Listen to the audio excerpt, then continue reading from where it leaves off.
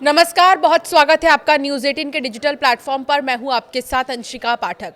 Bharat America के बीच हाल ही में हुए अंतरिम व्यापार समझौते को लेकर किसान संगठनों में बहुत नाराजगी है, जिसके चलते संयुक्त किसान मोर्चा और देश के 10 प्रमुख ट्रेड यूनियनों ने समझौते के विरोध में आज देशव्यापी भारत बंद का आह्वान किया है। इस बीच आम आदमी पार्टी ने बंद को पूरा समर्थन देने का ऐलान किया।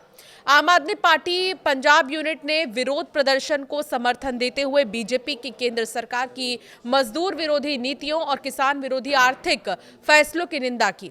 साथ ही घोषणा की कि पंजाब और देश के बाकी हिस्सों में उसके कार्यकर्ता मजदूरों और किसानों के साथ कंधे से कंधा मिलाकर बंद में शामिल होंगे। आम आदमी पार्टी ने 10 सेंट्रल ट्रेड यूनियन और किसान संगठनों के बुलाए गए देशव्यापी भारत बंद को समर्थन देते हुए कहा है कि यह विरोध देश भर के लाखों मेहनतकश लोगों के न्याय, सम्मान और अधिकारों के लिए एक बड़ा संघर्ष है। पार्टी का कहना है कि आम आदमी पार्टी मजदूरों, किसानों और कारोबारियों का डट कर साथ देगी। आज आम आदमी पार्टी द्वारा पंजाब के हर जिले में बंद का समर्थन किया जाएगा। आम आदमी पार्टी के प्रवक्ताओं का कहना है कि किसान संगठनों द्वारा भारत बंद को दिया गया समर्थन ये साबित करता है कि बीजेपी की आर्थिक नीतियों ने न केवल मजदूरों को नुकसान पहुंचाया बल्कि किसानों को भी बुरी तरह प्रभावित किया।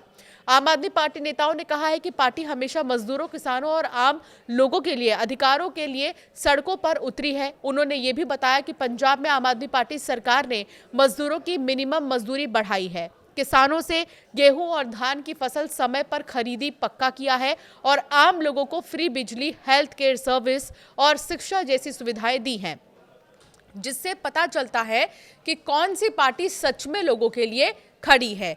केंद्र सरकार पर आम आदमी पार्टी ने हमला बोला और उनका कहना है कि बीजेपी की केंद्र सरकार ने नए लेबर कोड लागू करके मजदूरों के अधिकारों पर सीधा हमला किया।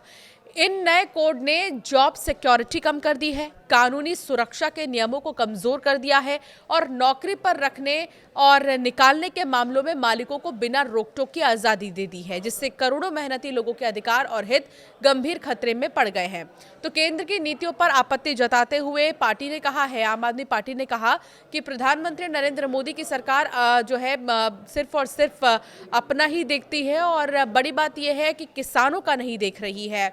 कॉर्पोरेट घरानों के मुनाफे को बचाने के लिए मजदूरों के अधिकार छीन रही है।